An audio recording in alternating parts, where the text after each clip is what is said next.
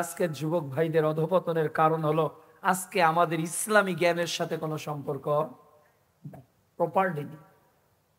আবার আমরা যে জ্ঞানটা সংগ্রহ করি যাদের কাছ থেকে, তাদেরকেও আমরা চিনি না।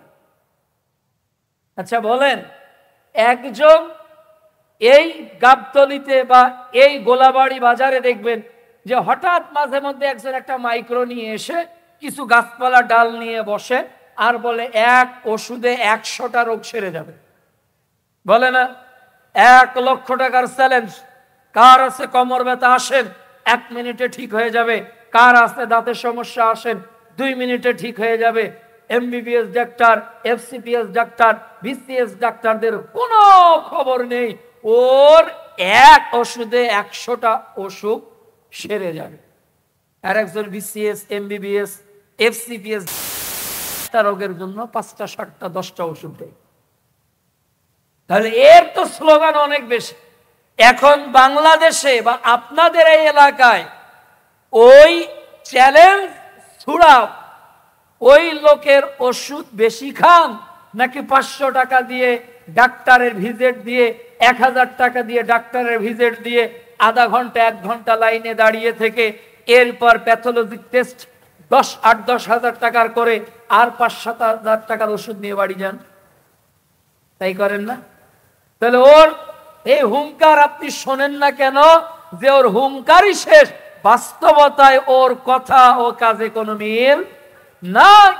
কিন্তু আজকের তরুণ যুব সমাজ এমন কারো কাছ থেকে জ্ঞান নিচ্ছে, এমন কাউকে ইসলামের বড় স্কলার মনে করে, এমন কারো কাছ থেকে জ্ঞান আহরণ করে যার মানহাজ আকীদা কোনটা।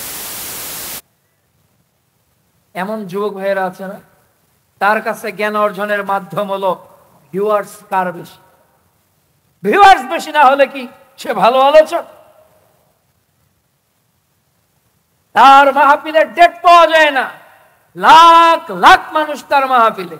কাজেই তিনি হলেন আইডল, তিনি হলেন most popular Islamic scholar in our country. এটা হলো আমাদের যুবকদের চিন্তা চেতনা। কিন্তু যুবকদের জ্ঞান আহরণ কার কাছ থেকে করতে হবে এই মেজারমেন্টটাও তাদের জানা নেই। শেখ ওসাইমিন রাহমাহুল্লাহ বলছেন যে আলেম হলো 3 প্রকার। কয় প্রকার? আলেম হলো 3 প্রকার। একটা হলো উলামাউল মিল্লাহ, যারা উম্মতকে জাহান্নাম থেকে বাঁচানোর জন্য, উম্মতকে শিরিক থেকে সতর্ক করার জন্য, উম্মতকে বেদাত থেকে মুক্ত করার জন্য তাওহীদ সুন্নতের কথা বলে। সর্বদাই তাদের আলোচনায় শিরিক বিষয়ে মানুষকে সতর্ক করার বক্তব্য পাওয়া যায়। প্রায় তার আলোচনায় বেদাতের বিরুদ্ধে আলোচনা পাওয়া যায়। প্রায় তার আলোচনায় সমাজ সংস্কারের আলোচনা পাওয়া যায়। প্রায় তাদের আলোচনায় সমাজের নীতি গতি পরিবর্তনের আলোচনা পাওয়া যায়। এমন আলোচকের সংখ্যা বাংলাদেশে খুব কম, যারা সংস্কারের কথা বলে, যারা তাওহীদের কথা বলে, যারা রিসালাতের কথা বলে, যারা প্রকৃত সুন্নতের কথা বলে। আর যারা এই কথা বলে যুগে যুগে সমাজে তারা লাঞ্ছিত হয়েছে, ধিক্কৃত হয়েছে, সমাজের মানুষ তাদেরকে গ্রহণ করেন। বলেন, নূহ আলাইহিস সালাম দাওয়াতের কাজ শুরু করলেন, নূহ আলাইহিস সালামের দাওয়াত কি তারা গ্রহণ করেছিল? বলেন, নূহ আলাইহিস সালামের দাওয়াত কি তার কওম গ্রহণ করেছিল? মুখ ঢেকে রেখেছিল, কানে আঙুল দিয়ে রেখেছিল। অথচ নূহ আলাইহিস সালাম তার উম্মতকে জান্নাতের পথে ডাকেননি, শিরিক থেকে সতর্ক করেননি। তাহলে কেন তারা নূহ আলাইহিস সালামের বিরোধিতা করলো? মুসা আলাইহিস সালাম দাওয়াত দিয়েছেন, তার কওম তাকে বহিষ্কার করেছে। ইব্রাহিম আলাইহিস সালাম মানুষকে ডেকেছেন, তার কওম তাকে বহিষ্কার করেছে। স্বয়ং মুহাম্মদুর রাসূলুল্লাহ সাল্লাল্লাহু আলাইহি ওয়াসাল্লাম তার উম্মাহকে ডেকেছেন কোমর ধরে, এরপরেও উম্মত তাকে চিনতে পারে নাই।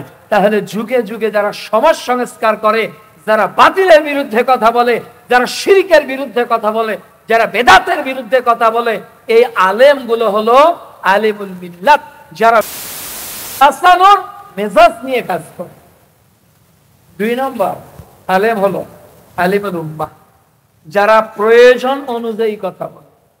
আপনারা কি ধরনের আলোচনা শুনতে ভালোবাসেন? কোন আলোচনায় আপনাদেরকে আমি মজাতে পারবো? কোন আলোচনায় আমার আগামী বছর ডেটটা ঠিক থাকবে? কোন আলোচনায় কর্তৃপক্ষ আমাকে ভালোবাসবে? কোন আলোচনায় সব জায়গায় আমি মিলে চলতে পারবো? আছে না? যখন জাল হাদিস বলা দরকার জাল হাদিসও বলবে, জয়ীফ হাদিসও বলবে, যেদিকে বৃষ্টি ওই দিকেই ছাতা। যেখানে বেদাত করা দরকার ওখানে বেদাত করবে, যেখানে বেদাতের প্রয়োজন নেই ওখানে বেদাত করবে না। এইরকম উম্মতের প্রয়োজন তাদের সুবিধা অনুযায়ী বক্তব্য দেয় এমন আলেম, এমন পপুলার মডারেট স্কলার বাংলাদেশে হলো সবচেয়ে বেশি। আর বাংলাদেশের মানুষ তাদের নিকট স্মরণ করে, এদেশের যুব সমাজ তাদের কাছে ইসলামকে জানতে চায়, অথচ তাদের হাজার হাজার আলোচনায় আকীদার কোনো আলোচনা খুঁজে, মানহাজের কোনো আলোচনা খুঁজে, শিরিকের প্রকারভেদের উপর কোনো আলোচনা খুঁজে, বেদাতের বিরুদ্ধে কোনো আলোচনা খুঁজে পাওয়া যাবে, খুঁজেই পাওয়া যাবে।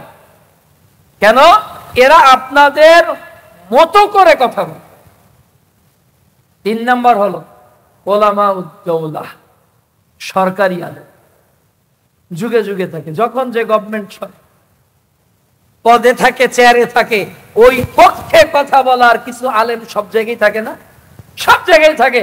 যাতে মডেল মসজিদের সব ইমামতি আমাদের ভাগ্যেই আসে, যাতে বড় বড় কেন্দ্রীয় উপজেলা পৌরসভার মসজিদের ইমামতির দায়িত্ব আমরাই পেতে পারি। এইরকম কিছু আলেম ওলামা অতীতেও ছিল, আচ্ছা, তাহলে ইলম সংগ্রহ করতে হবে কার নিকট? 2 নম্বর, 3 নম্বর নাকি 1 নম্বর?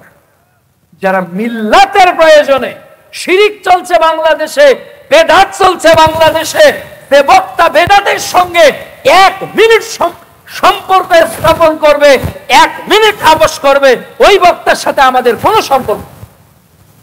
বেদাত তো বেদাতি, 1 মিনিট আমি তার সঙ্গে আপোষ করতে রাজি নয়, যা হবার হবে।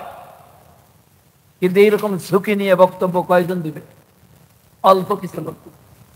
উপস্থিতি যুব সমাজের ধ্বংসে 1 নম্বর কারণ তাদের জ্ঞান কম, আর জ্ঞানের সোর্স কোন থেকে দিবে এটাও জানে না। আল্লাহ কোরআনে প্রথম বাণী দিয়েছেন ইকরা পড়ো, তাহলে আমাদেরকে পড়তে হবে, কিন্তু আমরা শোনা ও দেখার মধ্যে আছি। অমুক বক্তা কি বলল, অমুক আলোচক কি বলল, মুসলমানদের রেফারেন্স, আমি আব্দুল্লাহ, মুসলমানদের রেফারেন্স হলো আল্লাহু তাআলা ক্বালা রাসূলুল্লাহ, যেটা আল্লাহ এবং তার রাসূলের সঙ্গে মিলবে। ওটা যদি কোনো কৃষকের কথা মেনে মিলে যায় তাহলে ওই ক্ষেত্রে কৃষকের কথা আপনার শোনা যায়। আর কোন কথা যদি কোরআন হাদিসের সঙ্গে না মেলে, ওটা যদি বাংলাদেশে জাতীয় মসজিদ কেন, ওটা কাবা ঘরের ইমাম হলেও ওনার কথা মানা যায়। এর নাম হলো শরিয়ত।